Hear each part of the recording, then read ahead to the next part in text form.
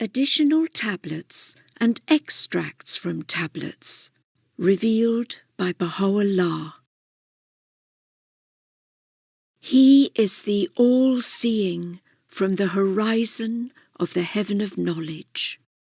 O my handmaiden, O my leaf! Verily, the pen of the Most High hath borne witness unto thy recognition of him, thy love for him, and thy turning towards the ancient countenance at a time when the world hath rejected him, save those whom God the Most High hath willed. This is the day foretold by the messenger of God, and before him by the Spirit, and before him by him who came with 9 clear signs, and was called the interlocutor in my perspicuous book.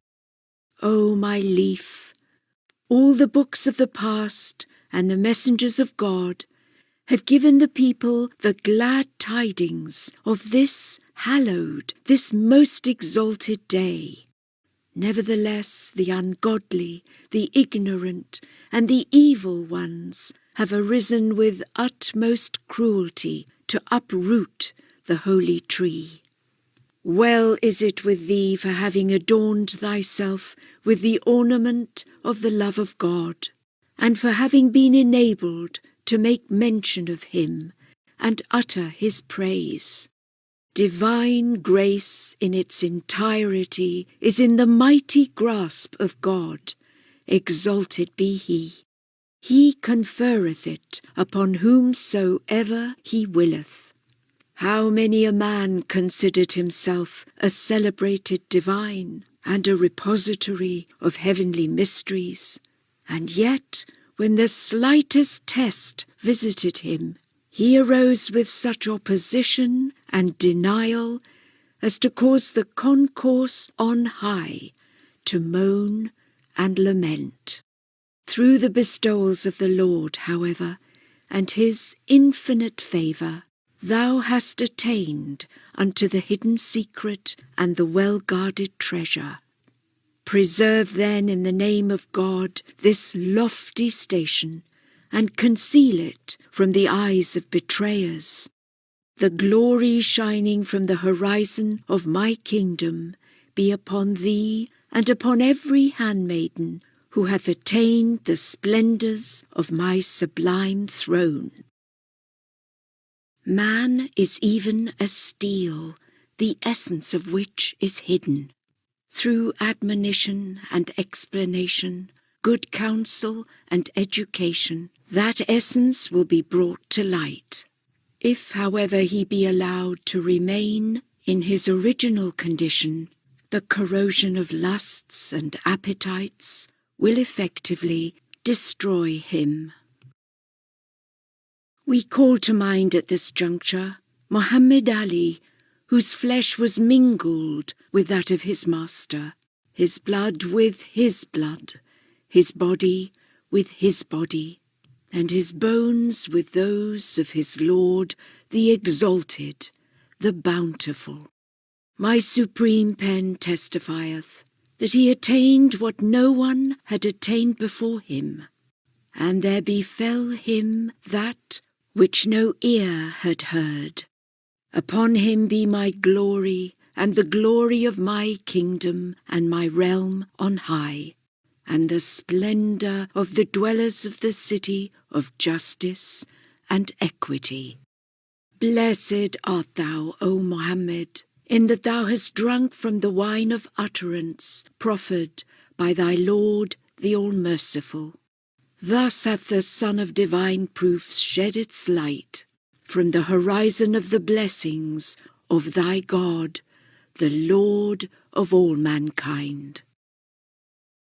Know thou that in every age and dispensation all the divine laws and ordinances are changed and altered according to the requirements of the times, except the law of love, which like a stream floweth continually, and whose course never suffereth alteration or change.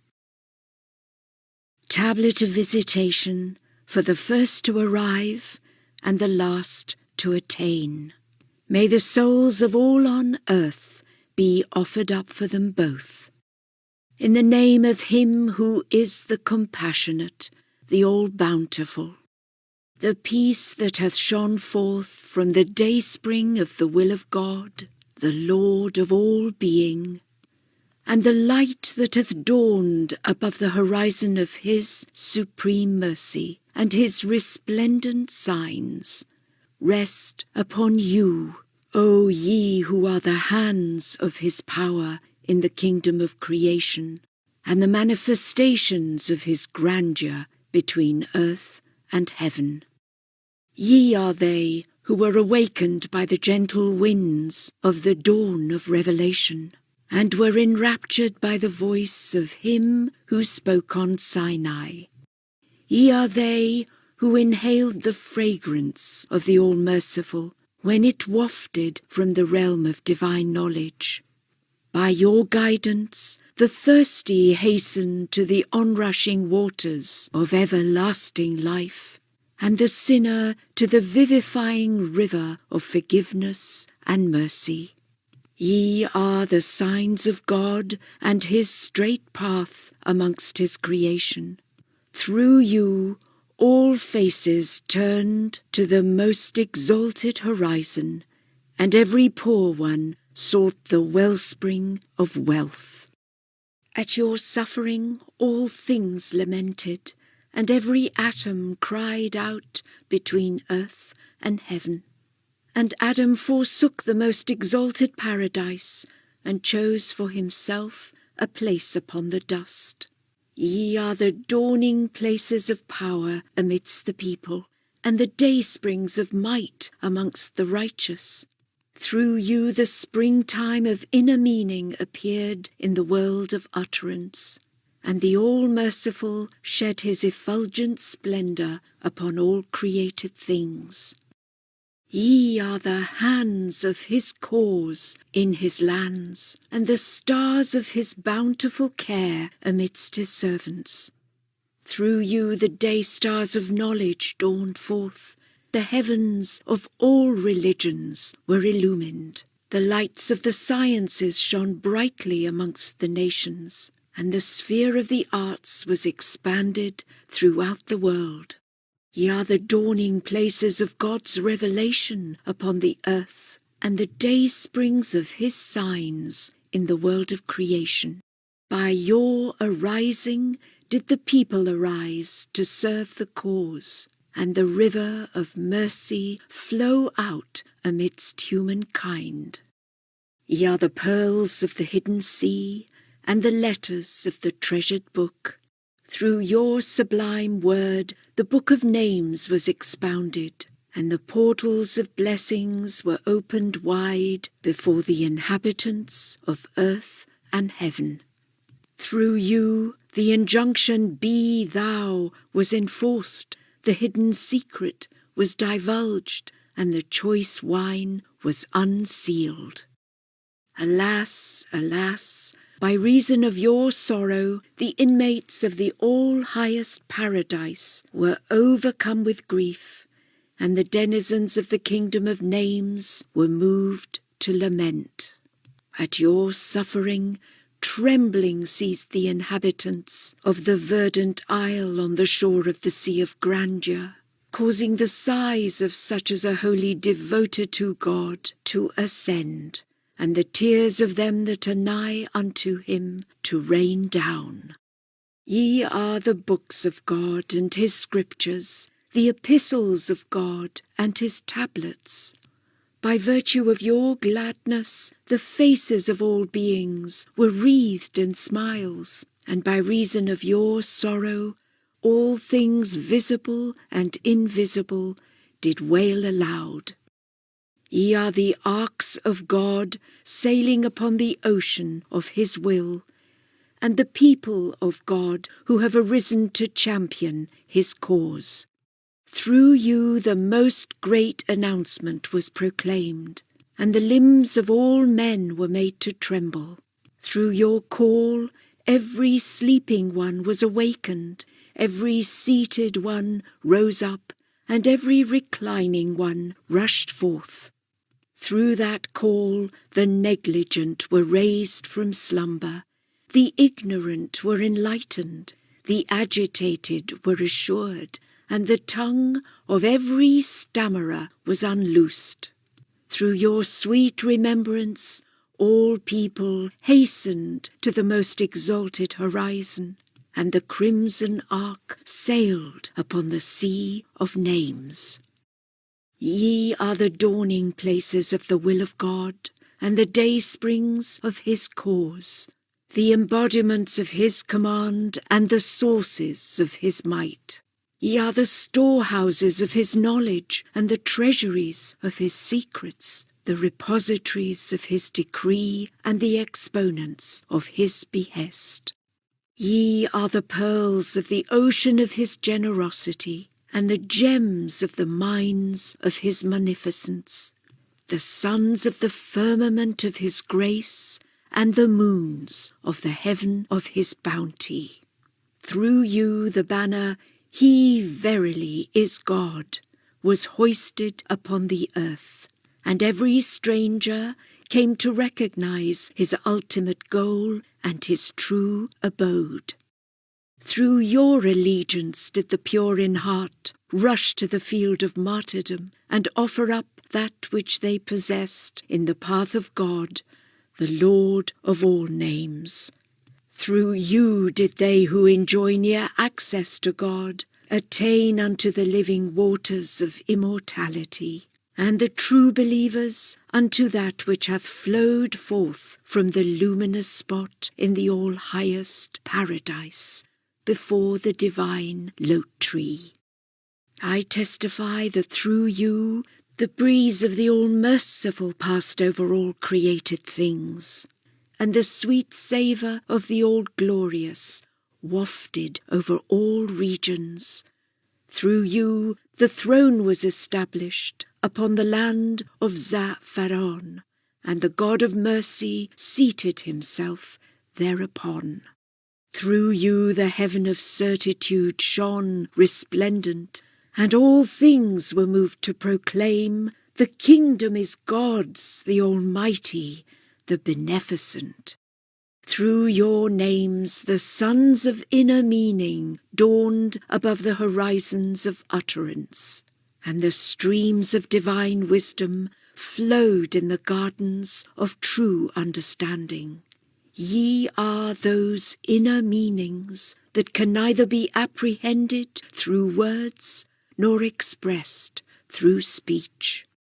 Blessed is the poor one who hath set out towards the orient of your wealth, the thirsty one who hath hastened to the shores of the ocean of your favours, the lowly one who hath sought the court of your glory, the ignorant one who hath looked to the dawning place of your knowledge, the distressed one who hath drawn nigh unto the tabernacle of your majesty and the pavilion of your grace, the ailing one who hath longed for the heavenly river of your healing, the weak one who hath turned to the kingdom of your might, and the friend who hath reached the soft flowing stream of reunion with you, and been honoured with your presence, which excelleth all that hath been fashioned in the universe, or appeared in the realm of creation.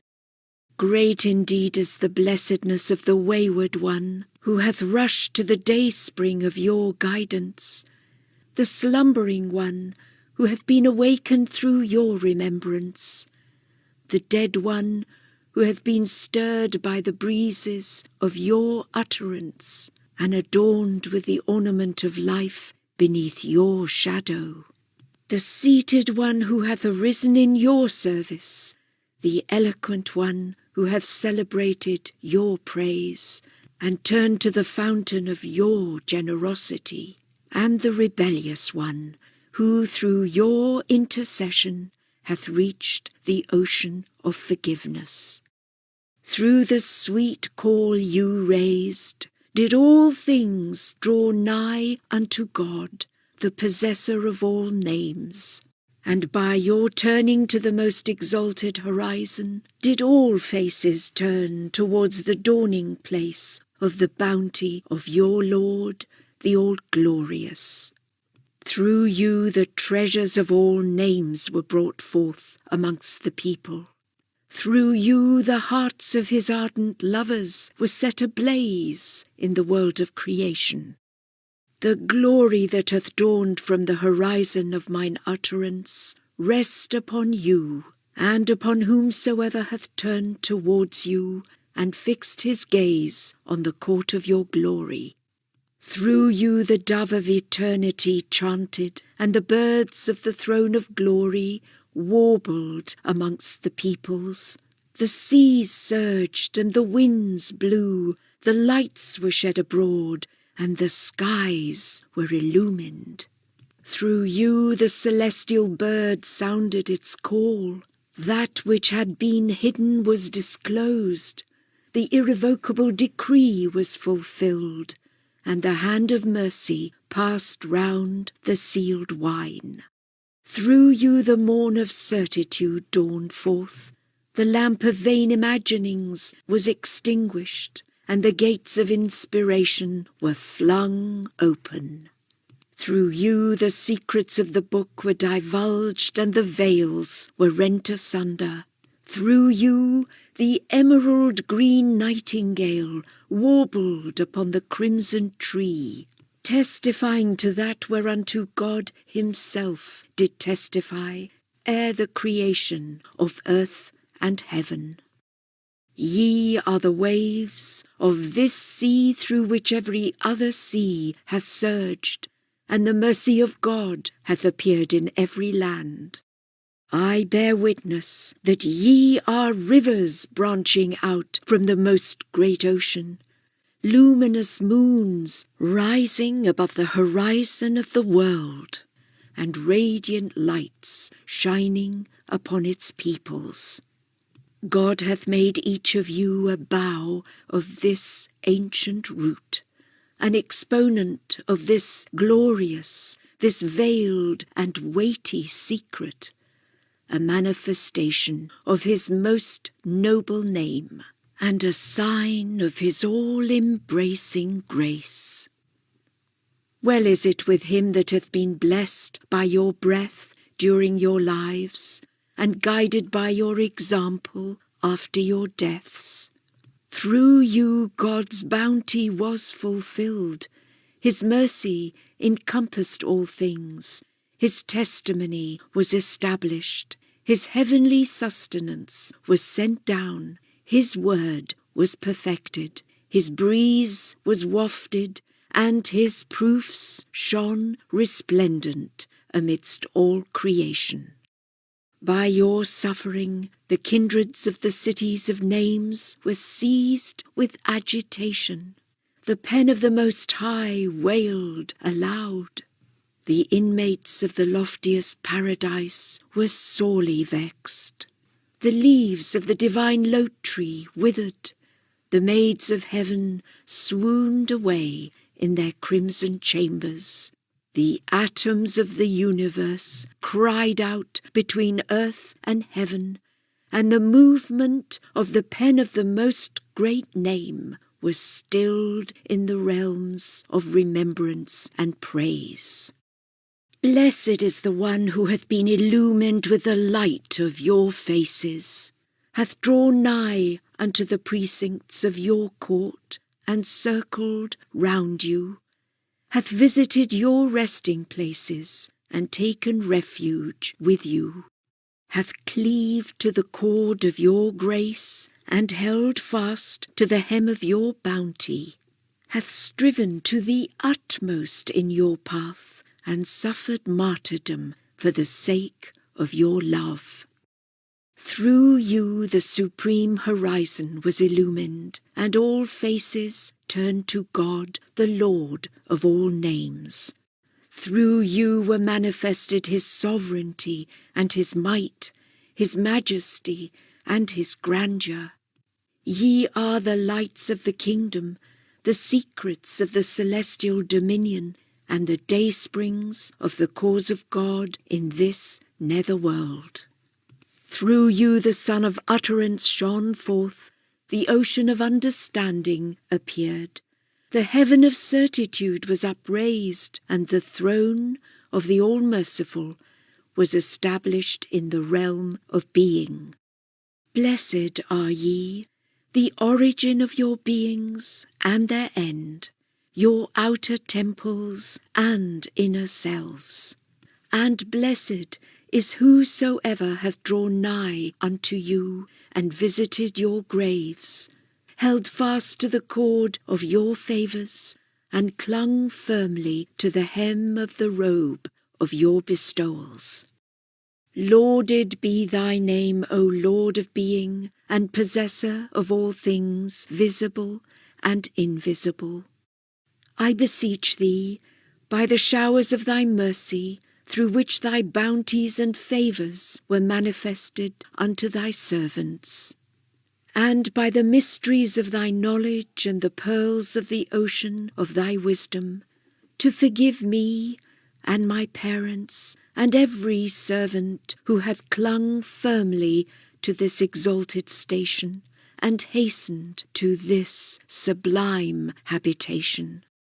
I entreat thee, O my Lord, by that word wherewith thou hast subdued the hearts of thy chosen ones, to satisfy my needs and make me steadfast in thy cause, with my eyes fixed upon thy horizon, wholly rid of all attachment to such as have disbelieved in thee and in thy signs. O Lord, thou seest thy servant hastening to the ocean of thy forgiveness, desiring only that which thou hast ordained for them that love thee. Thou art in truth that all-powerful one, whom the pursuits of thy servants can never frustrate, nor the clamour of the people deter from thy purpose. Thou doest through the power of thy might what thou willest, and ordainest as thou pleasest. Thou verily art the all-powerful, the all-subduing, the Almighty. The purpose of that which hath been sent down from the heaven of the will of God in this most exalted, this most holy revelation, is the unity of the world and love and fellowship among its peoples. A number of people in various regions are at present illumined with the light of faith, but with the exception of a few, they have not been privileged as yet to observe the injunctions revealed from his presence.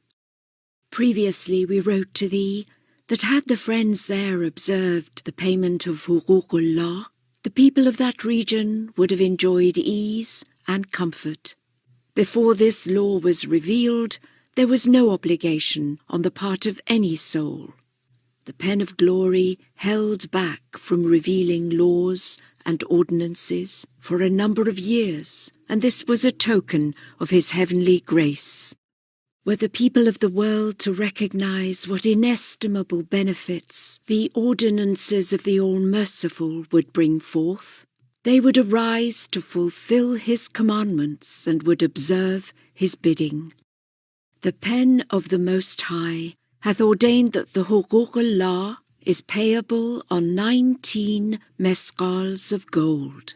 That is, the Bahá'u'lláh is levied on money equalling this amount. As to other possessions in silver or otherwise, it is payable when they equal this in value, not in number. The Bahá'u'lláh is payable only once.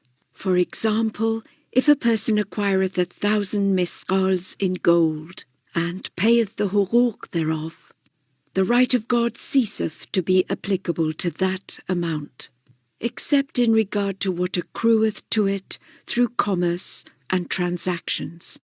When such profits reach the prescribed minimum, one must carry out what God hath decreed. When, however, the original sum changeth hands, The hukuk is again payable as it was the first time. In this event the right of God must be given. Beseech ye God, magnified be his glory, to grant that his loved ones may be privileged to take a portion from the ocean of his good pleasure, for this would serve as the means for the salvation of mankind, and may of their own accord carry out that which would purify them and cause them to attain everlasting life. The primal point hath said that they should pay Bahá'u'lláh on the value of whatsoever they possess. But notwithstanding, we have in this greatest dispensation exempted the residence and household furnishings, that is, such furnishings as are needful. Thou hast asked which is to take precedence, the Bahá'u'lláh, the debts of the deceased, or the cost of burial. It is God's command that the cost of burial take precedence, then payment of debts, then the right of God. Verily he is the one who will pay due recompense, the all-rewarding, the all-generous. If the property is not equal to the debts, the estate must be distributed in direct proportion to each debt. The settlement of debts is a most important command set forth in the book. Well is it with him who ascendeth unto God, without any obligations to Bahá'u'lláh and to his servants. It is evident that the Bahá'u'lláh hath priority over all other liabilities. However, as a token of mercy, he who is the dawning place of revelation hath commanded that which hath been revealed by his life-giving and omniscient pen in this tablet. It is indeed a most excellent favour, a boundless grace vouchsafed unto whosoever is privileged in this day to render service to the cause of God and to offer the right of God, for its goodly results and the fruits thereof will last as long as the kingdom of earth and heaven will endure. O ye immortal graves, the peace of God, him who is the Lord of revelation and the speaker on Sinai, rest upon you. Blessed are ye, for ye were endowed with faith in days when trembling seized the limbs of all religions. May the glory of God rest upon you, upon the origin of your beings and the end thereof, and upon your outer temples and inner selves. Teach ye your children, so that they may peruse the divine verses every morn and eve. God hath prescribed unto every father to educate his children, both boys and girls, in the sciences, and in morals, and in crafts and professions. Thus have we instructed you in our most holy book, revealed by us from our all-hallowed realm. Well is it with him who cleaveth fast to this, with a power from our own self. He verily is a man related to this station. Make ye an effort, that there may issue forth from you that which befitteth the days of your God, the King, before whom all heads bow down. We have caused thee to return to thy home as a token of our mercy unto thy mother, inasmuch as we have found her overwhelmed with sorrow. We have enjoined you in the book to worship no one but God, and to show kindness to your parents. Thus hath the one true God spoken, and the decree hath been fulfilled by the Almighty, the All-Wise. Therefore we have caused thee to return unto her and unto thy sister, that thy mother's eyes may thereby be cheered, and she may be of the thankful. Say, O my people, show honour to your parents and pay homage to them. This will cause blessings to descend upon you from the clouds of the bounty of your Lord, the exalted, the great. When we learned of her sadness, we directed thee to return unto her, as a token of mercy unto thee from our presence, and as an admonishment for others. Beware lest ye commit that which would sadden the hearts of your fathers and mothers. Follow ye the path of truth, which indeed is a straight path. Should anyone give you a choice between the opportunity to render a service to me and a service to them, choose ye to serve them, and let such service be a path leading you to me. This is my exhortation and command unto thee. Observe therefore that which thy Lord, the mighty, the gracious, hath prescribed unto thee. He is the eternal. Hossein, son of Ain. Wealth and children are the adornment of this present life, but good works which are lasting are better in the sight of thy Lord as to recompense, and better as to hope. This Son hath been an adornment of the most exalted paradise, and we see him now, through God's grace and bounty, engaged in sightseeing in the heavenly realms. O times! O thou endowed with the power of utterance! O dawning place of news! Spend an hour with the oppressed of Iran, and witness how the exemplars of justice and equity are sorely tried beneath the sword of tyrants.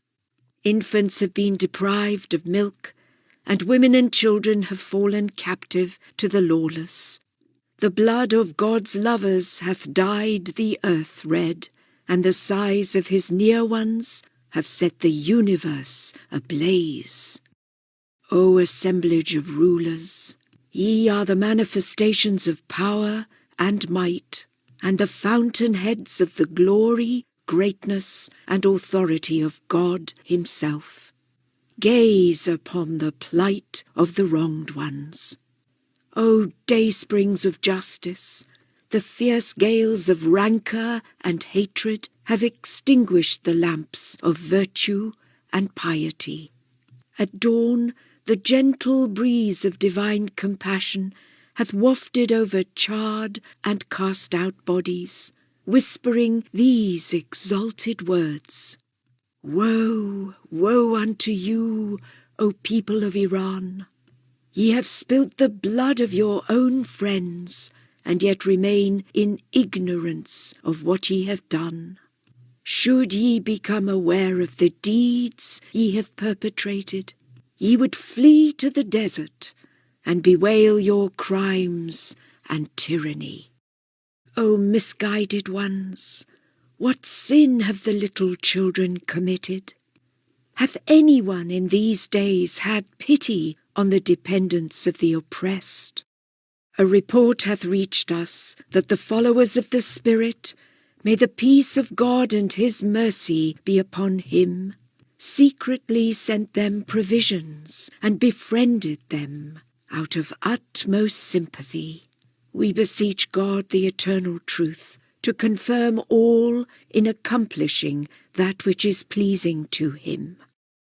O newspapers published throughout the cities and countries of the world, have ye heard the groan of the downtrodden, and have their cries of anguish reached your ears, or have these remained concealed?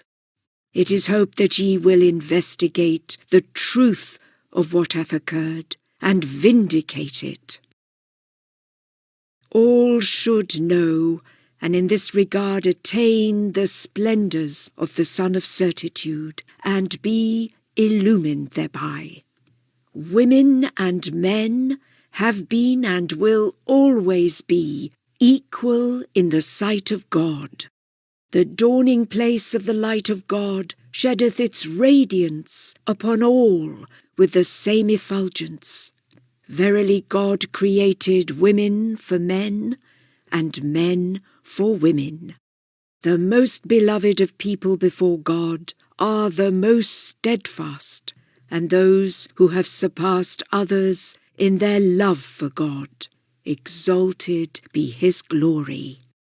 The friends of God must be adorned with the ornament of justice, equity, kindness, and love. As they do not allow themselves to be the object of cruelty and transgression, in like manner they should not allow such tyranny to visit the handmaidens of God. He verily speaketh the truth, and commandeth that which benefiteth his servants and handmaidens. He is the protector of all in this world and the next. This huquq which hath been mentioned, and the command of which hath issued forth from the horizon of God's holy tablet, hath benefits which are the prescribed lot of the individuals themselves. By God, were the people to know what hath been concealed from their eyes, and become fully aware of the ocean of grace which lieth hid within this divine command, all the people of the world would offer everything they possess in order to be mentioned by him. Blessed is the man who hath been privileged to observe that which he hath been commanded by God, the all-knowing, the all-wise. As bidden by him, no one is allowed to solicit payment of the huquq. In the book of God, everyone is enjoined to offer the huquq spontaneously and in a spirit of joy and fellowship. I beseech him, the most exalted, to graciously enable everyone to do that which is pleasing and acceptable unto him. And now concerning the poor, thou hast written to ask whether it is permissible to pay them out of the right of God. This is conditional upon permission having been granted. In each locality where the right of God is being received, details of it must be submitted to his exalted presence, together with a statement describing the position of the needy ones.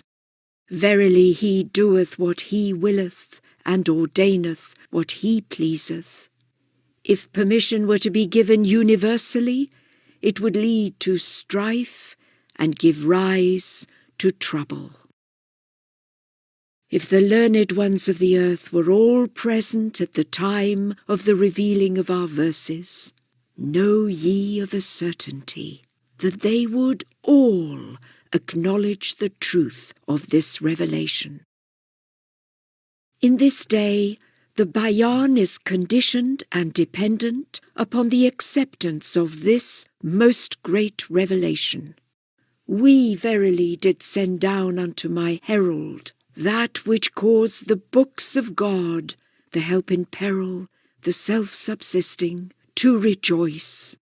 We sent it unto him, and when it reached him and he perused it, he was so transported by the breaths of revelation that with his whole being he soared into mine atmosphere and purposed to attain my presence and to stand before my face. Such was the vibrant influence of our words upon him, as no tongue can ever tell, nor any pen recount.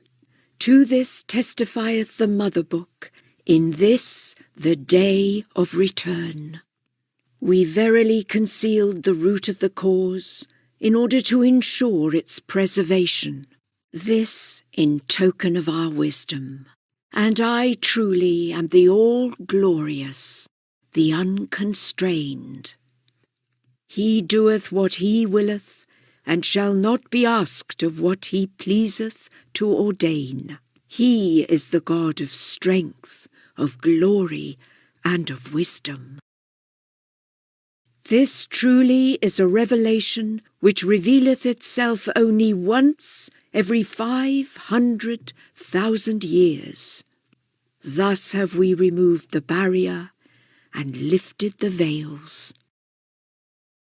All the days have been honoured, O my God, by the arrival of the days upon which thou hast conferred the name of Ha, each of which thou hast made a herald and a messenger, announcing unto the people the advent of the days on which thou didst enjoin thy creation and thy people to observe the fast.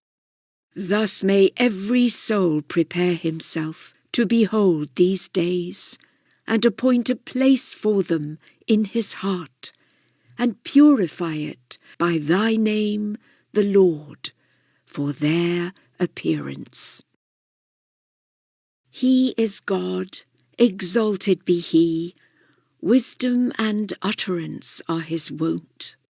O people of the Caucasus, Batha hath flowed with water, and the supreme horizon hath been suffused with light.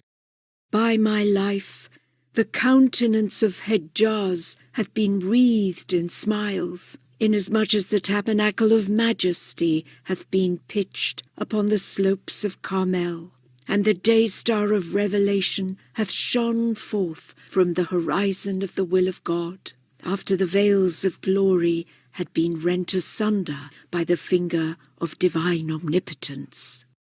O people of the Caucasus, he that was named Abdul-Karim came unto you and announced unto you this mystery, in remembrance of which men's hearts have been enkindled, and in separation from which their souls have been consumed.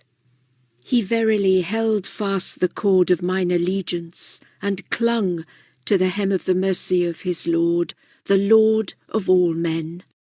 O people of the Caucasus, give ear unto the call of this wronged one. This is that call for the purpose of hearing which the peoples of the world have from a state of utter nothingness been brought into existence. O people of the world, the fruits of the tree of man are justice and fair-mindedness. Should he not be possessed of these fruits, he is fit but for the fire. Pride hath blinded both their outer and their inner vision. The world is in need of two things, order and justice. Abdul-Karim was an exemplar of this most great revelation. Like unto the breeze of dawn, he blew from the quarter of divine bounty. He himself was aflame with the fire of love for this revelation, while a portion of the ocean of understanding hath been bestowed upon him. This was a token of God's favour unto him. O people of the Caucasus, in conclusion of this utterance, we admonish you to observe trustworthiness, piety, chastity, honesty, and fidelity. In this day and from this time forth, the hosts of God are none other but goodly deeds and a praiseworthy character. Aid ye the true one with these hosts. O my leaf, thou art with the Supreme Companion, and this wronged one is making mention of thee in the prison of Akka. Thou art she who before the creation of the world of being found the fragrance of the garment of the merciful. Thou hast mentioned the station of parents in the next world. One of the special bounties of this dispensation is that the sun of divine favour will shine upon the parents of any soul who hath recognized the dayspring of the cause of God, even though they themselves may not have attained to his recognition. This is one of his bounties bestowed upon his loved ones. Render thanks then, and be of those who are grateful. The divine lote tree speaketh forth. Hearken unto him with your hearts. The tongue of the merciful one crieth out. Incline your ears unto his words. Thus exhorteth you your Lord, the Speaker, the All-Knowing. During these days, the laws of God have shone forth from the dayspring of divine utterance. God willing, they will be sent on later. The following 2 blessed verses have been revealed in that most exalted, most holy tablet. Amongst the people is he who seateth himself amid the sandals by the door, whilst coveting in his heart the seat of honour. Say, what manner of man art thou, O vain and heedless one, who wouldst appear as other than thou art? And among the people is he who layeth claim to inner knowledge, and still deeper knowledge concealed within this knowledge. Say, thou speakest false. By God, what thou dost possess is naught but husks which we have left to thee, as bones are left to dogs. Observe how every vain and worthless soul hath caused a narrow gulf to branch out from the most great ocean, and prompted by idle imaginings and corrupt desires, hath provoked divisions amongst the people of Islam through evil scheming and deceptions. The truth is manifest, the kingdom of utterance is resplendent, and the day of God is clearly revealed. And yet, souls who would, wholly for the sake of God, awaken the people and guide them to the true one, are as scarce as the philosopher's stone. How many the lands that remained untilled and uncultivated, and how many the lands that were tilled and cultivated, and yet remained without water, and how many the lands which, when the harvest time arrived, no harvester came forth to reap. However, through the wonders of God's favour and the revelations of his loving kindness, we cherish the hope that souls may appear who are the embodiments of heavenly virtue, and who will occupy themselves with teaching the cause of God and training all that dwell on earth. His first inquiry concerneth the fact that in the scriptures of the past, Isaac is said to have been sacrificed unto God, whereas in the Quran, this station, that is the sacrifice unto God, hath been revealed and recorded for Ishmael. What he hath mentioned is undoubtedly the truth. All people must, however, fix their gaze upon the word that hath dawned from the horizon of divine utterance.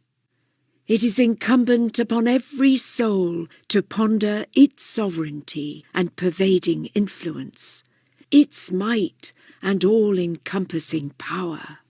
There can be no doubt that these matters are confirmed and proven only through the Word of God. It is the Word of God that standeth supreme over all things. It is the begetter of the world and the educator of its people. It summoneth them that wander athirst in the vale of separation to direct their steps towards the ocean of reunion. It illuminateth the darkness of ignorance with the morning light of knowledge. Consider how, in this day, all those who believe in the scriptures of the past accept that Isaac was a sacrifice unto God. Likewise, the people of the Quran affirm the same station for Ishmael. This despite the fact that it is clear and evident to every possessor of insight and understanding that to outward seeming no such sacrifice took place, and all agree that an animal was sacrificed. Meditate, therefore, on the reason why a person that hath gone to the altar of sacrifice for the beloved, and yet hath come back alive, was clothed with the robe of divine sacrifice, and was invested with the ornament of his acceptance. There is no doubt that he attained this station, and was adorned with this mantle through the agency of the Word of God. Thus, the appearance, the realization, and the fulfillment of every name, station, and created thing are all dependent upon the Word of God. These, in brief, are the prerequisites pertaining to those who obtain leave to undertake pilgrimage. First is physical health and a sound constitution. Second is possession of the means of travel, whether financial or otherwise. Most important, however, is obtaining permission prior to departure. Should all these conditions be fulfilled, and yet wisdom dictate otherwise, it is not permissible to undertake the journey. The one true God hath revealed that pilgrimage to the temple is a service due to God, and to this verse he hath added the qualification, from those who are able to journey thither. We beseech him to graciously assist all to observe that whereunto they have been commanded. From the dayspring of the cause there appeareth naught save that which is conducive to the loftiness, exaltation, love, harmony, and unity of his servants. He verily is the ordainer, the all-wise. As to the children, we have directed that in the beginning they should be trained in the observances and laws of religion, and thereafter in such branches of knowledge as are of benefit, and in commercial pursuits that are distinguished for integrity, and in deeds that will further the victory of God's cause, or will attract some outcome which will draw the believer closer to his Lord.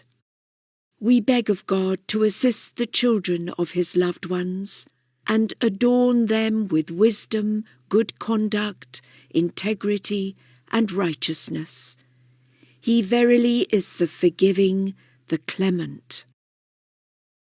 O friends, ye must all be so ablaze in this day with the fire of the love of God, that the heat thereof may be manifest in all your veins, your limbs, and members of your body, and the peoples of the world may be ignited by this heat, and turn to the horizon of the beloved.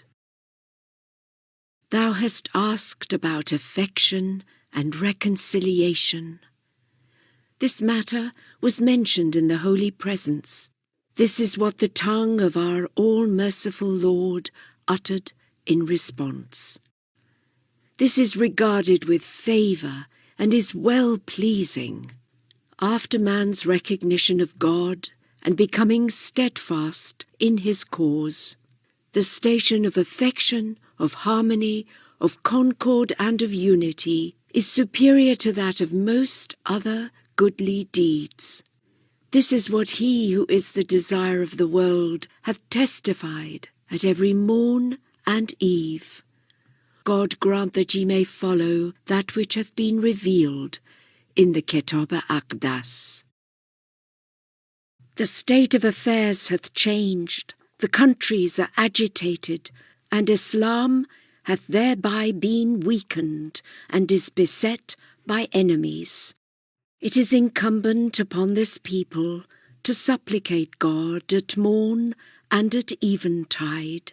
and beseech him to confirm the entire community of the followers of Islam to attain that which is beloved and pleasing unto him, to raise them up through the power of his might and sovereignty, and to make known unto them that which will exalt their stations, and will transmute their abasement into glory, their poverty into wealth, their ruin into prosperity, their agitation into quiet calm, and their fear into peace and security.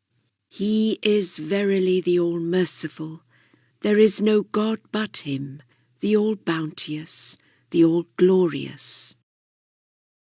We testify that thou didst enter the prison, that thou didst present thyself and didst stand at the door, and thou didst hear the words of this wronged one, by whom all lamps are ignited. What thou hast written regarding martyrdom in the path of God was presented, and he spoke thus, supreme is his power. We verily have ordained for him this exalted station, this high designation. Well is it with him that he attained this station prior to its appearance, and we accepted from him that which he intended in the path of God, the one, the single, the all-knowing, the all-informed. O Zayn, it behoveth thee to entreat God to graciously enable his faithful servants to meet the obligation of huquq. The world is evanescent, and one's life fleeting. Therefore, if one is privileged to offer that which is binding upon him, such an act hath ever been and will be nearer to piety and righteousness. It is incumbent upon everyone to fulfill that which hath been set forth in the Book of God. Exalted be his glory. O Samandar, how many are the souls who with the utmost endeavour and effort collect a handful of worldly goods and greatly rejoice in this act, and yet in reality the pen of the Most High hath decreed this wealth for others. That is, it is not meant to be their lot, or it may even fall into the hands of their enemies. We seek shelter in God from such an evident loss. One's life is wasted. By day and by night troubles are endured, and wealth becometh a source of affliction. Most of the wealth of men is not pure. Should they follow what is revealed by God, they would assuredly not be deprived of his grace, and they would in all circumstances be protected under his bounty and blessed by his mercy. He it is who shineth forth in splendour from the supreme horizon. O my handmaiden, how many the men who throughout the centuries and ages expectantly awaited the promised manifestation, yet when his radiance dawned above the horizon of the world, all turned away from him but for a few. Every handmaiden who attaineth unto the recognition of the King of Names is accounted in the Book of God a true man, and so recorded by the pen of the Most High. Yield thou thanks unto the best beloved of the world for having graciously assisted thee to recognize the dayspring of his perspicuous signs and the dawning place of his undoubted proofs. Great is this bounty and mighty this bestowal. Do thou preserve it in the name of the one true God. Glory be to the Lord of the world, and thanks be to the hands of his cause, and praise be to the trustees of his house of justice, who in their endeavours to raise aloft his word and exalt his utterance, have renounced themselves and all created things, and are regardful of and tenaciously adhering to whatsoever will promote the cause of God. We fain would hope that there may appear from these chosen ones of God, who are related to the most great name, that which in the realm of action shall be the king of deeds, and in the realm of speech the prince of utterances. Through the benevolent exertions of these souls, the world is radiant and luminous with the light of justice and equity. Glorified be the majesty of God, our Lord and the Lord of the mighty throne. The maidservant of God, Khorshid, in the land of Aleph. He is the most glorious. O Khorshid, thy letter hath come into the presence of God, and attained unto the court wherein his mercy seat hath been established. Thanks and praise be unto him. O Khorshid, strive that thou mayest become in reality like unto thy name, a heavenly luminary shining brilliantly above the horizon of the firmament of love. For a name alone is not sufficient in this day. Rather, what is requisite and fitting is a matching character, a reality that correspondeth to the name.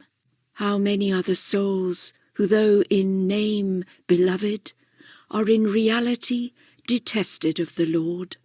Please God, thou wilt both inwardly and outwardly exemplify thy name. I swear by the day star of the heaven of divine unity, were the sun of this physical heaven to be acquainted with the sorrows that have afflicted the beauty of the All-Merciful, it would rise no more above its dawning place, and would divest itself of the robe of its refulgency and light. Howbeit, we have concealed our woes from all created things, lest they that are the embodiments of names in the kingdom of creation should be consumed away. Be not then afflicted, and occupy thyself at all times with the remembrance of the well-beloved. Be not saddened by the sorrows of the world, nor gladdened by its joys, for with the swiftness of lightning both shall pass away and come to naught.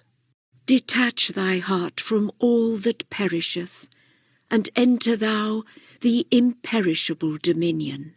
Render thanks unto the well-beloved that thou hast attained unto his love, a love that purifieth the soul of sickness and transgression, and answereth one's wants and needs. Please God, thou wilt remain constant in his love, and wilt not deviate from the straight path of his cause. The sign of those that love him, however, is that they should walk in the ways of his good pleasure, and not in the pathway of their evil passions and desires. Abide thou ever neath the shadow of his mercy, and detach thyself from all save him. Do thou convey our salutation and blessing to all those handmaidens who are devoted unto him. The glory of God rest upon you. As for thy mention of the obligatory prayer, in truth, anyone who readeth this with absolute sincerity will attract all created things and confer new life upon the world of being.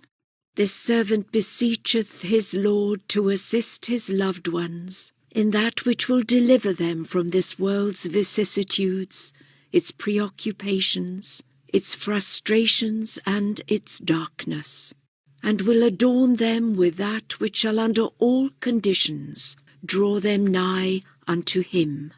He verily is the all-possessing, the Most High. This obligatory prayer is different from that revealed in the Kitab al-Aqdas.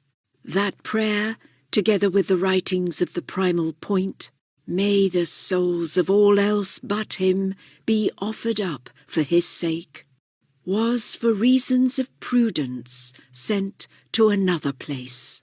Then a few years later another prayer was revealed, which is also not in hand. Finally, the 3 present prayers were revealed from the heaven of him who is the desire of the world. The intention is the use of one of these 3 prayers. In other words, if one is used, the other 2 are not obligatory.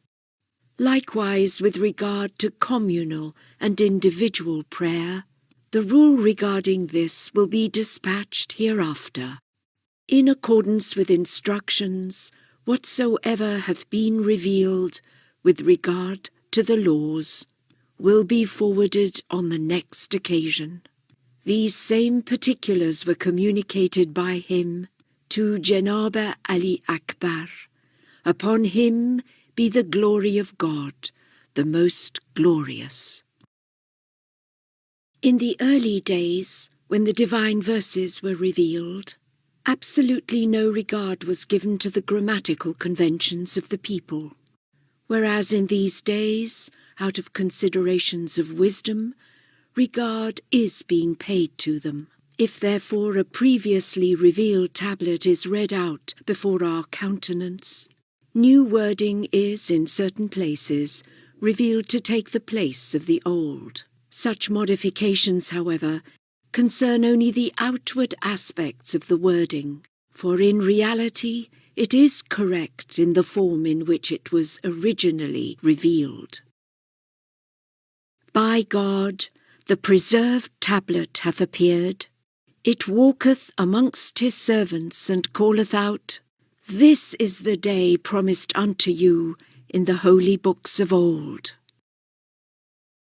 Concerning the question of language, in the Kitab Aqdas hath been revealed that which is sufficient unto all.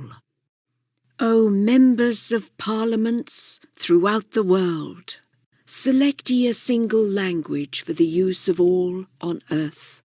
And this categorical ordinance is revealed from the ancient realm of glory for the people of the world in general and the members of parliaments in particular, inasmuch as the application of the laws and ordinances revealed in the book hath been left to the men of divine houses of justice.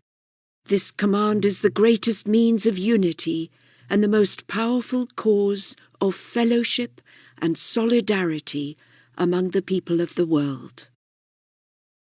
You asked about my sons, and one of them will be manifested through the power of the true faith, and God will cause signs of his might to flow from his tongue. He is among those that God hath singled out for his cause. There is no God but him. He is the true, the faithful. O Abul Hasan, God willing thou art sustained by his lordly favours, and art occupied with such deeds as befit his day. Regard faith as a tree. Its fruits and leaves, its branches and boughs, are and ever have been truthfulness, trustworthiness, rectitude of conduct, and forbearance. Be assured of God's sustaining grace, and engage thyself with service to his faith. We have designated thee a trustee of God, have bidden thee to observe that which shall exalt the cause of him who is the Lord of the worlds, and have bestowed upon thee the right to receive huququllah, consort with the people in a spirit of amity and concord, and be unto them a loyal counsellor and a loving companion. Content thyself then with that which we have ordained for thee. In this day it is incumbent upon all to evince true resignation.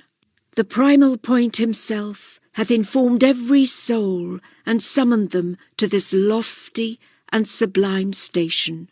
that all may attain unto the good pleasure of God, may forsake their own desires, of whose ultimate consequence they remain ignorant, and may fix their gaze upon the will of God. Nor is this fleeting life of such worth that it should distract any soul from the true one, or deflect him from that which is pleasing unto him. Convey our greetings to all our loved ones, and remind them of this station, which in truth is the loftiest of stations. Thus hath this wronged one bidden thee, that thou mayest yield thanks to thy God, the Lord of utterance and bounty.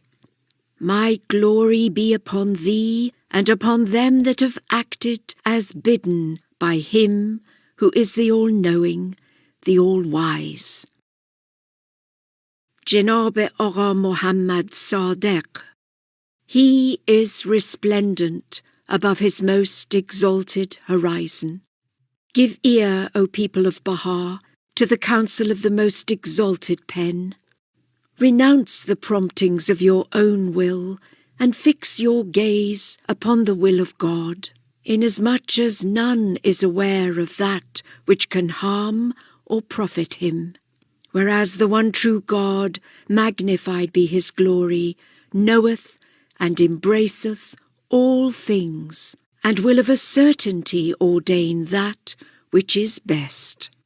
Occupy not the days of your lives with the betterment of your own affairs. Arise rather for the betterment of the world. Such indeed is the station of the people of Baha, as recorded in the Crimson Book by the pen of the Most High. Show forth the utmost love to all the peoples of the world and the diverse kindreds of the earth. The one true God, exalted be his glory, beareth me witness. Whoso observeth this commandment is accounted among those who tread the path of truth. In God doth he dwell, and to God doth he turn. Remember us to all those in thy land who have believed in God and in his signs, as well as those who journeyed towards God and gained admission into the precincts of the court of him who is the Almighty, the All-Bountiful. Among them is the letter Kaf, who is the recipient of his unsurpassed mercy. Thus do we make mention of him in this tablet with the sweet melodies of the pure in heart. Another is the letter Gaf, who journeyed unto the court of God in his days, and is reckoned among the righteous. Likewise the letter Ha, who embarked on this journey, hath returned home by our leave, and is now immersed in the ocean of divine love. The letter Ra is yet another one who hearkened to the wondrous melodies of the nightingale, and entered beneath the sheltering shadow of God, the gracious, the all-knowing. And among them are such as have left their homes and since returned. We have not mentioned their names, but all have attained a station of grace that is beyond the comprehension of all created things. Ere long will God reveal unto them the fruits of their noble deeds, as they soar into the blessed heaven of holiness on wings of ruby. There are still others who have made this journey in their hearts, and whose names were inscribed with the pen of power upon the spirits of transcendent glory. Soon will God open before their faces the portals of paradise, and they will enter therein in a state of peace and mercy from our presence, and abide there forever in bliss. He is the healer, the Almighty, the all-wise. O most great branch, by God, thine illness hath saddened me, but God will heal thee, and protect thee. He is the most generous, the best of helpers. The glory of God rest upon thee, and upon whosoever serveth thee, and circleth around thee. Woe, great woe betide him that opposeth and injureth thee. Well is it with him that sweareth fealty to thee. The fire of hell torment him who is thine enemy. In recent days the Kitab Aqdas hath been revealed from the heaven of holiness.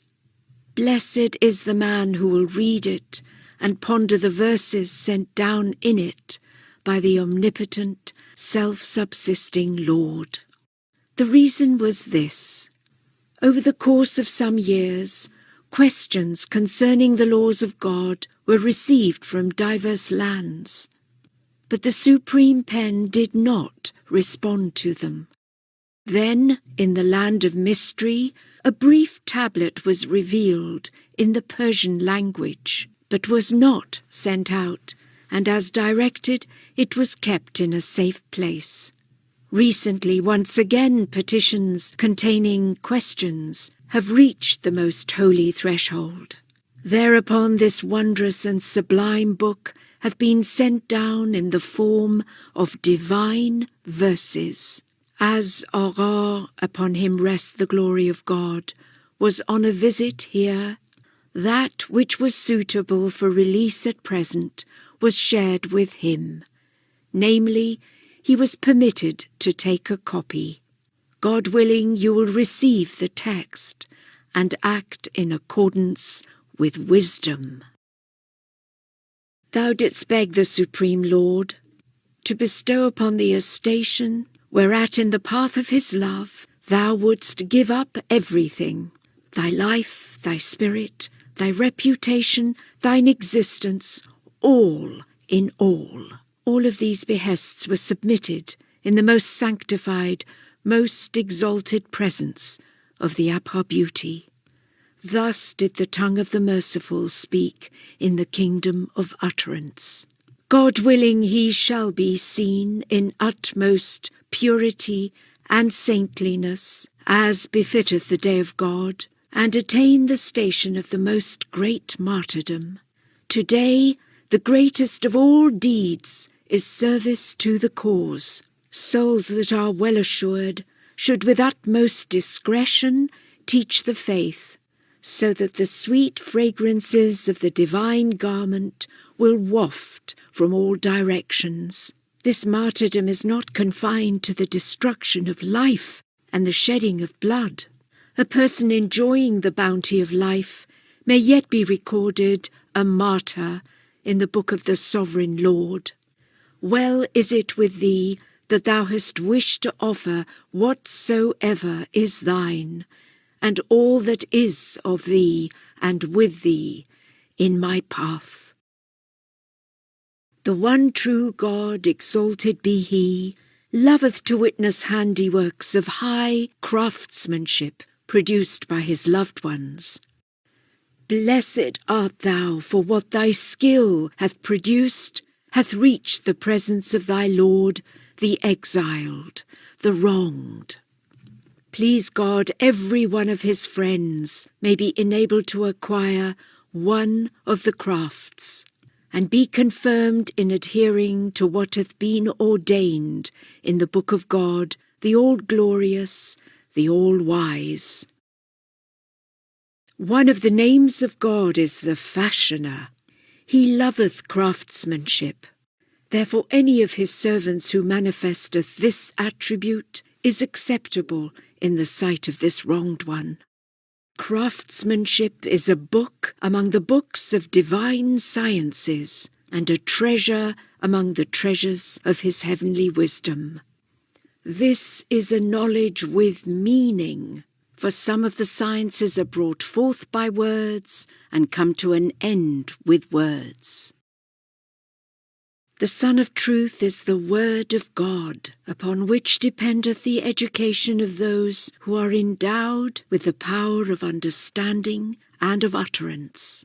It is the true Spirit and the heavenly water, through whose aid and gracious providence all things have been and will be quickened. Its appearance in every mirror is conditioned by the colour of that mirror. For instance, when its light is cast upon the mirrors of the hearts of the wise, it bringeth forth wisdom. In like manner, when it manifesteth itself in the mirrors of the hearts of craftsmen, it unfoldeth new and unique arts. And when reflected in the hearts of those that apprehend the truth, it revealeth wondrous tokens of true knowledge, and discloseth the verities of God's utterance. Moderation is indeed highly desirable. Every person who in some degree turneth towards the truth can himself later comprehend most of what he seeketh. However, if at the outset a word is uttered beyond his capacity, he will refuse to hear it and will arise in opposition. He is the glory of glories. Hearken thou unto my call from the horizon of my prison in the midst of mine adversaries. Verily there is none other God but him, the ever forgiving, the most bountiful. He hath truly hearkened unto the divine verses, who ariseth to perform that which befitteth him. Many are the souls who have listened, but are not accounted by the Almighty as having heard. True listening consisteth in man's first perceiving with the ear of his spirit the call of the All-Merciful, and then remaining so steadfast in observing the divine precepts and command, that were he to witness from the peoples of the world naught save denial, enmity, and rejection, he would in no wise be deflected from walking in the straight path of God. Well is it with them that attain. O maidservant of God, render thanks unto the One Beloved for having adorned thee with the wondrous ornament of his remembrance, and for having assisted thee to recognize the supernal beauty. Please God, thou wilt through his bestowal be illumined in these days of the All-Glorious by the effulgence of his countenance, and rejoice at that to which thou hast attained. The glory of God rest upon you, O ye my maidservants. The mother-in-law of Salman. He is the peerless. O maidservant of God, occupy thyself with God's remembrance, and detach thy heart from all but him. For his remembrance is the heart's consoler, the very life of all that long for him. Be not saddened by the world, for in truth it is a lethal poison and a deadly bane. Its good and evil are as changeful and inconstant as the winds of heaven, or as the covenant of the people of the Bayan. Beware that thou exult not in its joys, nor grieve at its afflictions. The heart is the seat of the revelation of the All-Merciful. Defile it not with the dross of this world. Bind thy heart to the Well-Beloved, and be thou as steadfast as the mountain in his love. Such is the counsel of this youth unto all the maidservants of God. Occupy yourselves at dawn in praise of your Beloved, and raise your heads each morning from your couch in his remembrance. The Spirit of God and his glory rest upon thee, and upon all his maidservants. The sister of Janab Haydar Ali. He is the peerless, the sanctified, the most glorious. Praise be unto the best Beloved, the cloud of whose mercy hath ever reigned upon all beings, and the sun of whose bounty hath ever shed its radiance upon all created things. Truly destitute is he who hath deprived himself of the showers of God's grace. O maidservant of God, strive that thou mayest not be deprived of the effulgent splendours of his lights, nor far removed from the shadow of his mercy. Take thou refuge in his shelter, and abide thou beneath the shadow of his gracious favour. For all that cometh not beneath his shadow hath ever been and shall remain within the realm of disbelief. In these days, the operation of two divine names may be witnessed with the utmost clarity, to wit, the names of Quickener and Destroyer. These cause on the one hand death, and on the other life. The one taketh life away from those that turn away from God. The other conferreth everlasting life upon those that turn towards him. How great the power of him who at a single time hath made two seasons to appear, spring and autumn. How numerous the trees of human souls that have become fresh and verdant in this mystic, holy springtide, and richly laden with the fruits of divine knowledge. And how numerous the trees of human souls that have become parched and withered in this same season, deprived of all God's manifold bestowals. A single breeze blew forth from out his peerless paradise. To the believers in the unity of God, it was a balm of peace and mercy. To the infidels, a blast of wrath and chastisement. Such is the power of him who is the sovereign Lord of all. O maidservant of God, please God thou wilt not be deprived of the gently stirring breezes of this springtide of supernal holiness, nor remain without a portion of the overflowing bounties of these days of the divine Spirit. Pass thou beyond the world and all its peoples, and set thy face towards the one true God. For all else but him is in its essence poor and needy, and being so is powerless to satisfy even its own needs, how much less the needs of others. O maidservant of God, whenever thou art seated in comfort and tranquillity, do thou call to mind this captive, and occupy thyself with his remembrance. And if thou beholdest an exile from his native land, do thou recount the banishment and anguish of this spiritual youth. I swear by him who is the mover of all beings, heaven, earth, and mountains would be incapable of bearing a single atom of the tribulations that have come to pass. Nay, better were it that the afflictions of this youth remain concealed.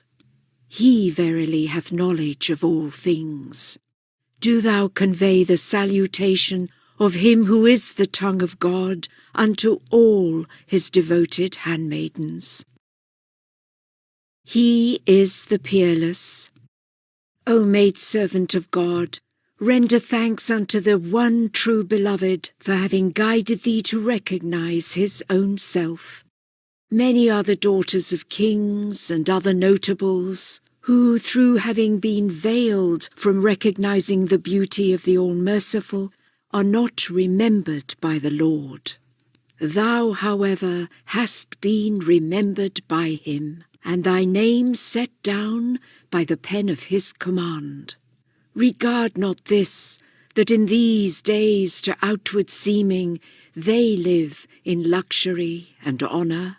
For I swear by him who hath made true honour the exclusive portion of his loved ones, that though they repose on jewelled couches, in the eyes of God they dwell upon the dust.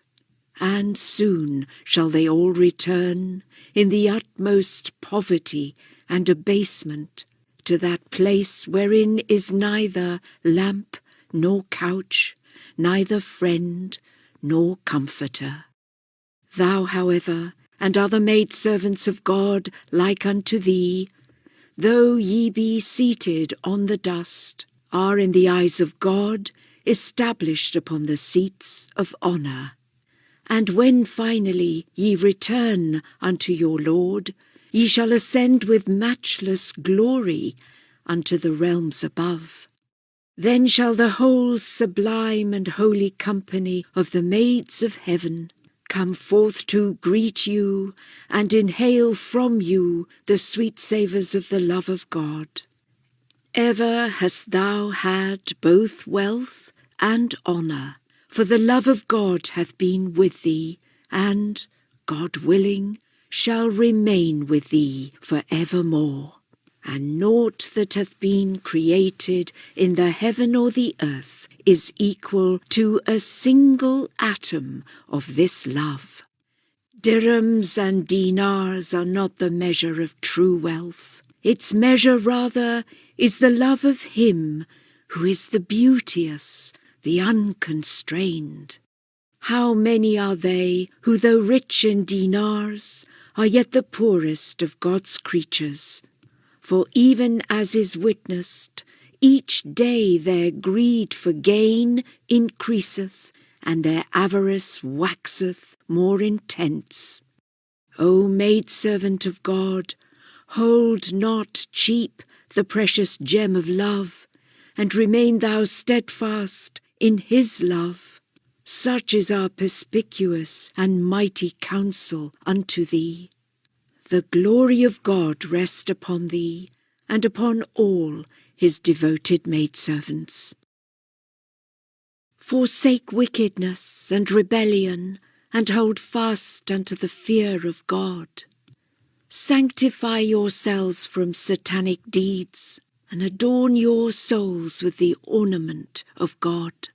Strife and dissension have ever been, and shall ever remain, unworthy of the station of the exponents of truth.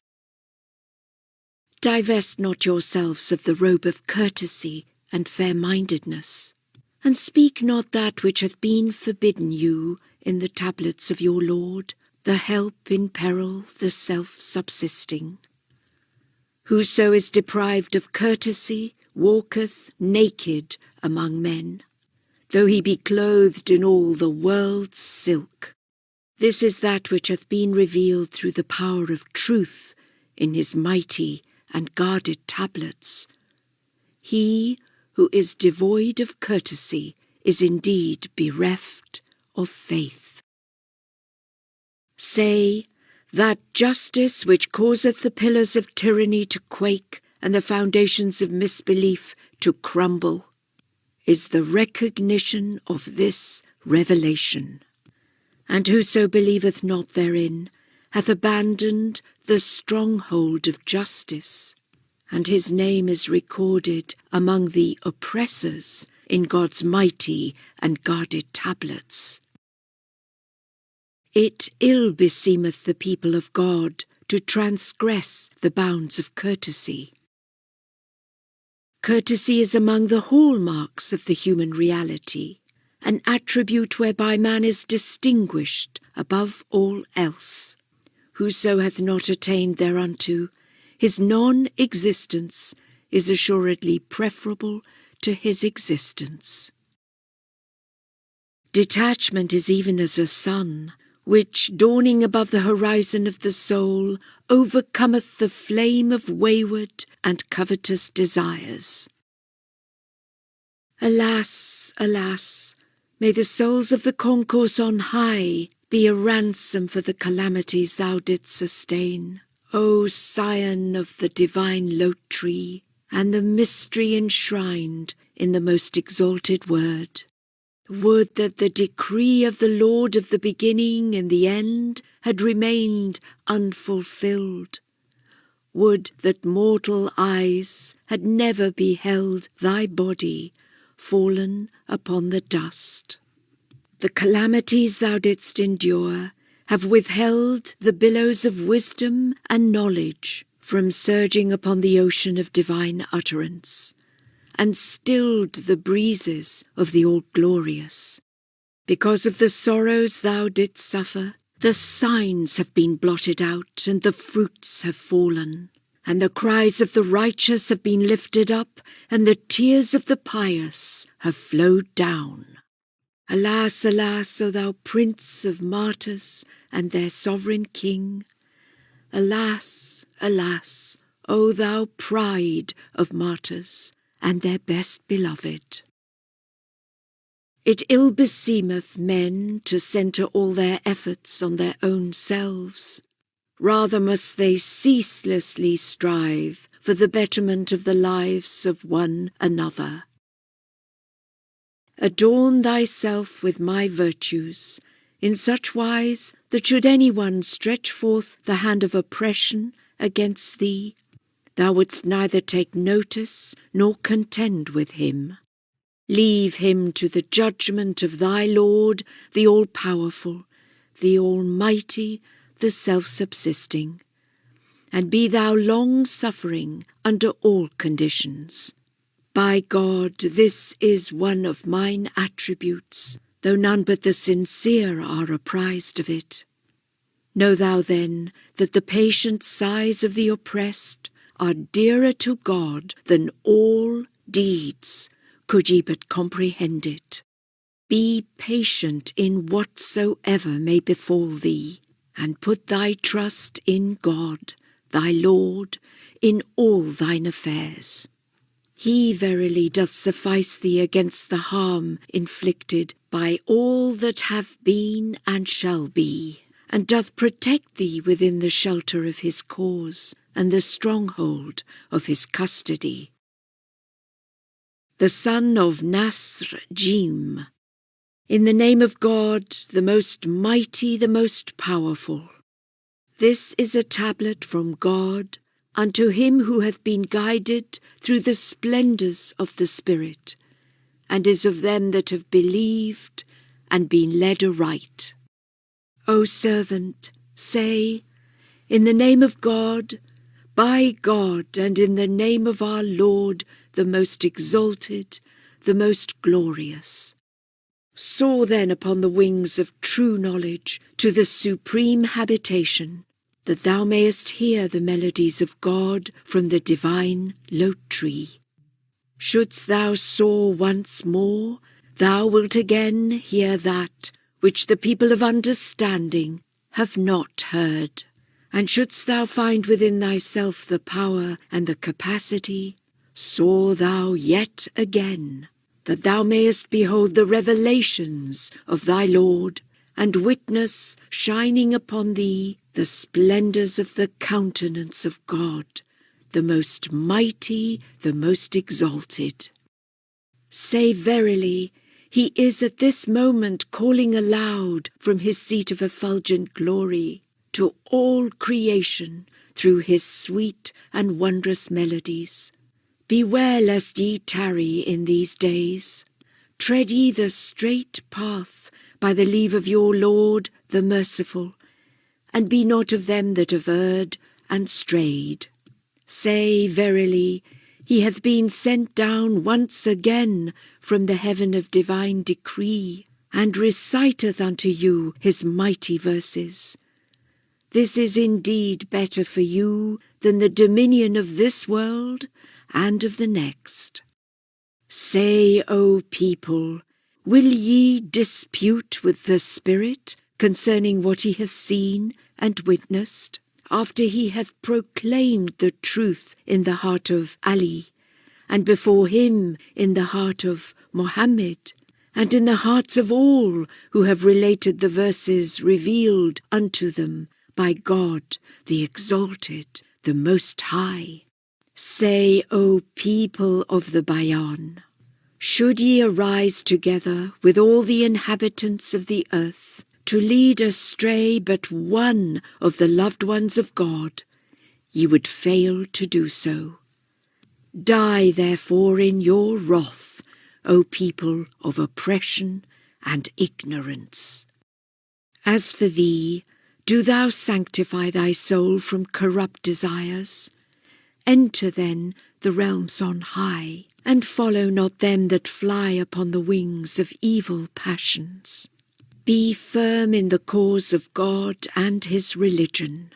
Remember that which he hath endured at the hands of his enemies, and be not of the heedless and forgetful.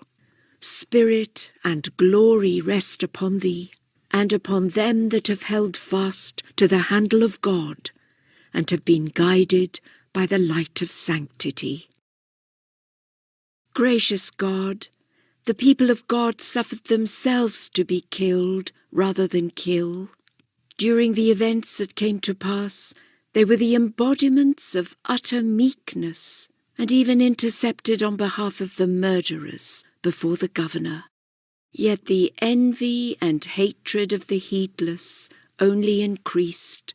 This bountiful grace held no value in their eyes, and brought forth no fruit or result.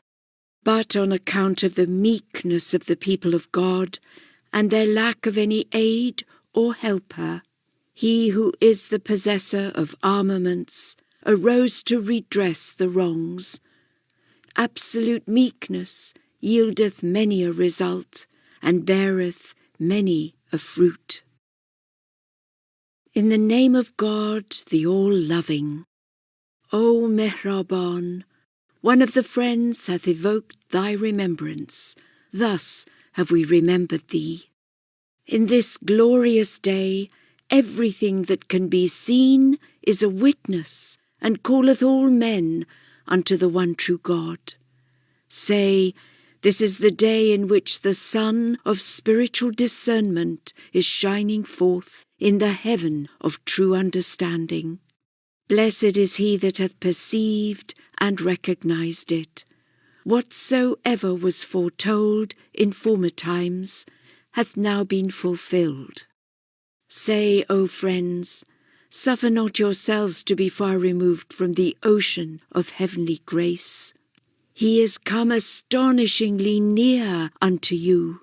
He who hath been concealed from men's eyes is now come. How good is his coming!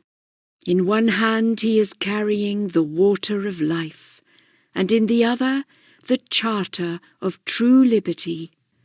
Cast ye away one thing, and take hold of another. Cast away whatsoever pertaineth to the world, and take firm hold of that which the hand of divine providence imparteth unto you. Lo, that which no eye hath ever beheld is now revealed. O friends, hasten ye, hearken ye, hearken ye. The deeds of the high priests have caused the people to be estranged from Almighty God. Instead of evincing self-denial, they have given themselves up to inordinate desires, and strayed far from the path of the Lord God. They have grievously erred, yet fondly imagine themselves to be treading the right path. We have, however, warned the leaders of religion and taken them to witness, that they might in this day solemnly affirm his truth, and guide his creatures unto the spirit of purity. Say, O high priests, shake off your slumber, rouse yourselves from unconsciousness, incline your inner ears to the melody of the all-sufficing, and conduct yourselves in a manner that beseemeth the day of God himself. Great is the station of him who hath in this day perceived and become aware of the truth, and wretched is he who hath failed to comprehend the utterances of the Lord of wisdom, and to recognize the newly arrived friend in his new attire.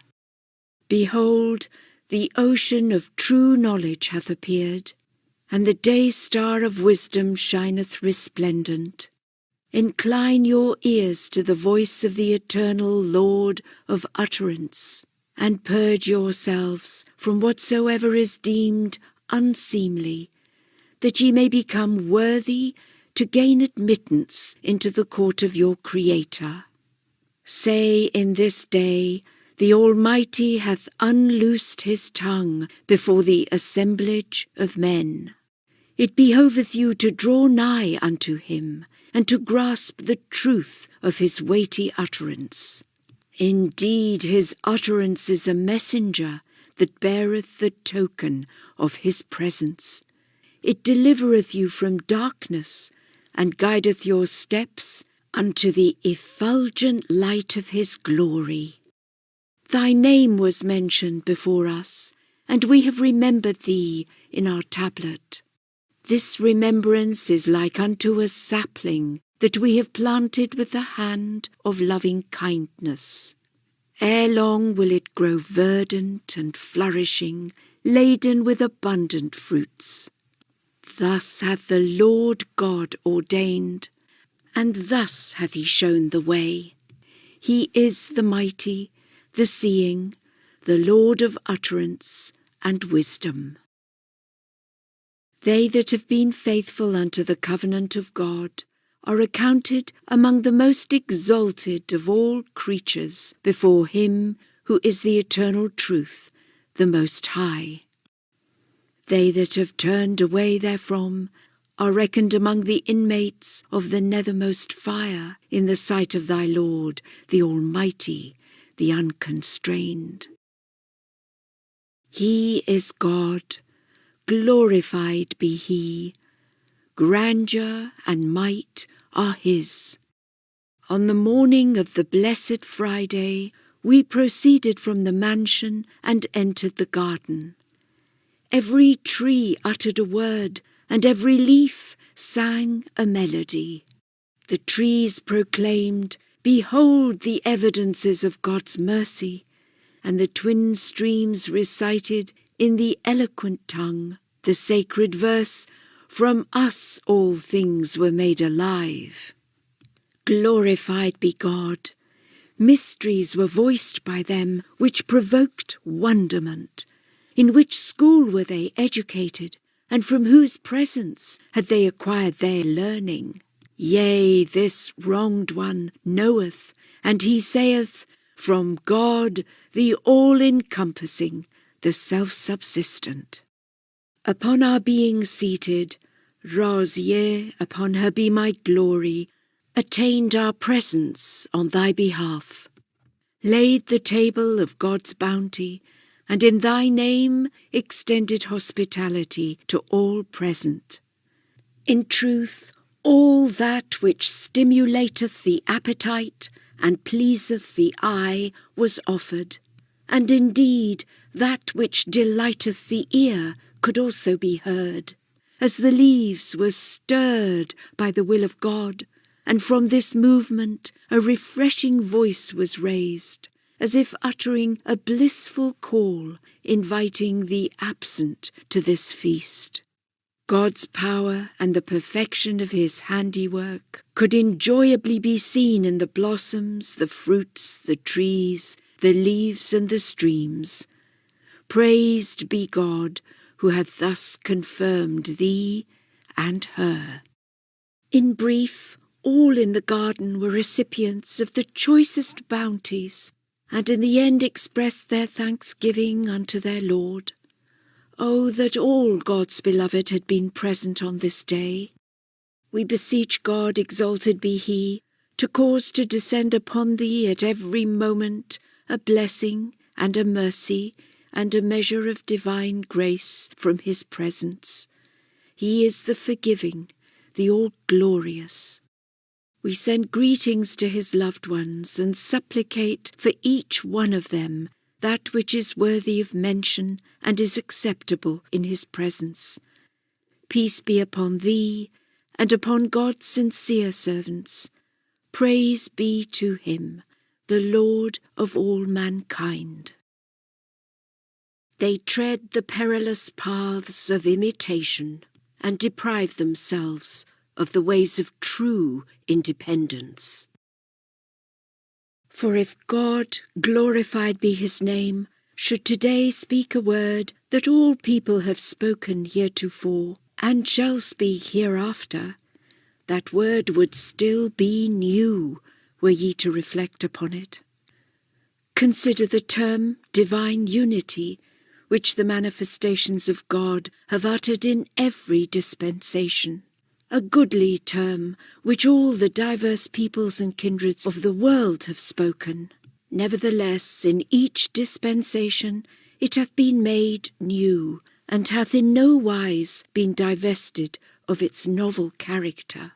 Into every word that God doth speak, a new spirit is breathed, and the breezes of life are wafted therefrom upon all things, both outwardly and inwardly. He is the all-knowing, the all-seeing. Some of the peoples of the world have exerted the utmost effort to converse in their native tongues alone, considering this to be conducive to their exaltation and advancement, even as the people of Persia, who are adorned with the ornaments of talent and capacity, have sought to speak their ancient language and to purge it of all that is foreign. However, that which is pleasing in the sight of this wronged one is that they should regard the whole earth as one country, and strive, as hath been previously stated, to promote a single language or two, so that the light of unity may envelop the whole earth, and its inhabitants may receive their portion from the sun of knowledge and the ocean of wisdom. That which is the cause of the unity of the world and its peoples hath flowed forth from the pen of the Most High in divers tablets. God grant that all men may be adorned with the ornament of fairness, and enabled to observe justice, that they may partake of the fruits of what hath been mentioned, and bear witness unto that which hath been ordained by the one true God. Exalted be his glory. He is the one who guideth, the all-knowing, the all-seeing. Render thanks unto the Beloved of the world, for having graciously aided thee and guided thee to that which lieth concealed from the eyes of most of the people. He verily is the truth, the knower of things unseen. There is no God but him, the mighty, the best beloved. Praise be to God, who hath enabled us to recognize his own self, bestowed upon us the knowledge of his cause, set forth before us the path of truth and certitude, and revealed unto all created things that which beseemeth his unfailing grace. We render thanks unto him under all conditions, such thanks as he himself hath uttered in his book, and hath taught us as a token of his bountiful favour and sovereign might. Salutation and glory rest upon them that have stood fast in his cause, spoken forth his praise, been privileged to hearken to his call, set their faces towards the horizon of his grace, and drawn nigh unto the ocean of his mighty name. Blessed is he who in the prime of his youth and the heyday of his life will arise to serve the cause of the Lord of the beginning and of the end, and adorn his heart with his love. The manifestation of such a grace is greater than the creation of the heavens and of the earth. Blessed are the steadfast, and well is it with those who are firm. She was with this servant for a time. She would not barter one moment's meeting with this youth for the sovereignty of this world and the next, nor for less than an instant did she wish for separation. However, that which hath been preordained came to pass. As to the question thou hast asked concerning the minimum amount of property on which hukuk is payable, this was mentioned in his exalted and glorious presence, and the following is what the tongue of grandeur uttered in reply. This matter was revealed in the most holy book, in conformity with the pronouncement in the Bayan. Later, however, as a token of wisdom on our part, we laid down the ruling whereby the minimum amount of property liable to the payment of hukuk is fixed at 19. The purpose underlying this law is to ensure that the general treasury is strengthened in the future. Further details may be furnished later. By God, this is he who hath at one time appeared in the name of the Spirit, thereafter in the name of the Friend, then in the name of Ali, and afterwards in this blessed, lofty, self-subsisting, exalted and beloved name.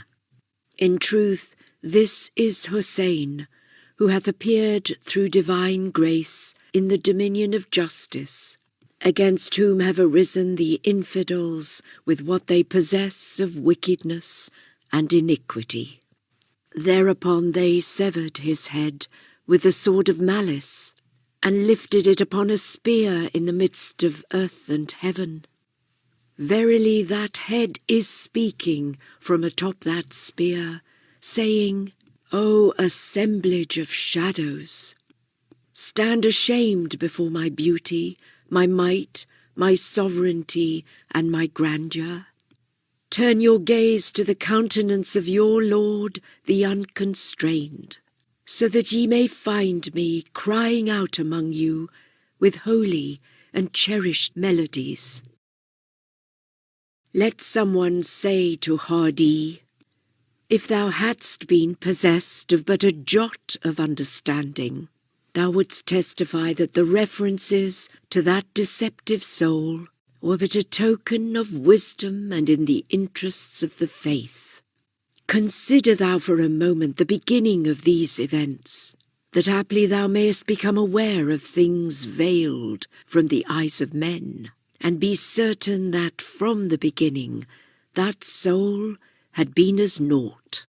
It was with due regard for the good of the cause, and because of divine wisdom, that there occurred what did transpire and was noised abroad. In my previous dispensation, the manner of successorship was totally obliterated from the Book of God. As all are aware, all that was revealed from the pen of the All-Merciful was confined to the letters and the mirrors of the Bayan. Also, the number of mirrors was not fixed. It is the concern of the True One to reveal, and the concern of men to spread what hath been revealed. He will verily promulgate his cause by the hands of his scattering and well-favoured angels.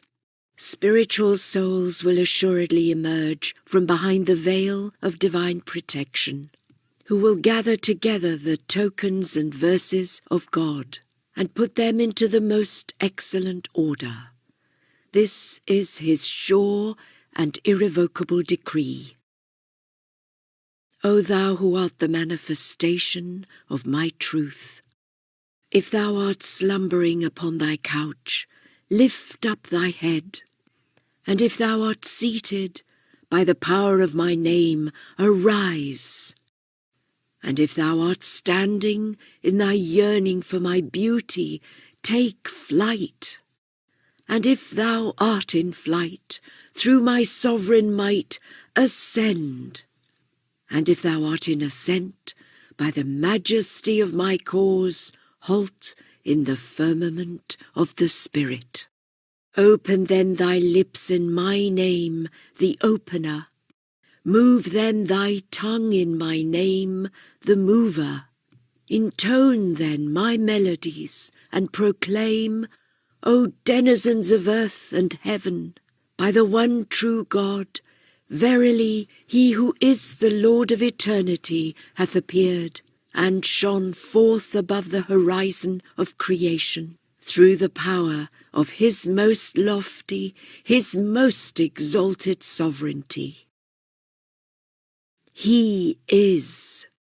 O thou who wert struck by the pain of separation after having attained thy goal, I am he who doth not hesitate to create parting. I am he who doth not fear to cause separation. If thou wishest to know me, know thou that I am he who preventeth those who yearn after me from attaining my holy presence, and debarreth them from access to the seat of my throne. I am he who consumeth the hearts of ardent lovers in the fire of separation, and abandoneth them in the wilderness of the world. I am he who answereth not when he is invoked, and heedeth not when he is called to remembrance. I am he who in his wealth heareth not the lamentations of the poor, and in his glory regardeth not the weak and the wretched. Thus it is when I am seated on the throne of my name, the all-subduing. But when I am established on the throne of my name, the all-merciful, I guide the wayward to the living waters of my presence, and cause them to enter the paradise of reunion with me, whence I shall never banish them. I am he who admitteth the poor to the paradise of my wealth, and the weak beneath the tabernacle of my might, and the wretched to the city of mine ancient glory. I am he who answereth when he is invoked, and remembereth when he is called to remembrance. From all eternity I have been the answerer of the prayers of the needy. I am he who replieth ere he is petitioned, and bestoweth gifts regardless of merit. Such is my nature. I am he who weepeth by reason of the tears of those who love him, and who draweth near unto those who approach him. I have opened the portals of my grace unto all who are in heaven and on earth. Blessed are they that enter therein. He is. O thou who art present before my throne, I have heard thy cry and thy lamentation in thy separation from me, and have grieved over what hath befallen thee in accordance with God's inscrutable decree. We beseech God to enable thee to reach thy home. Verily, more merciful is he than all who show mercy.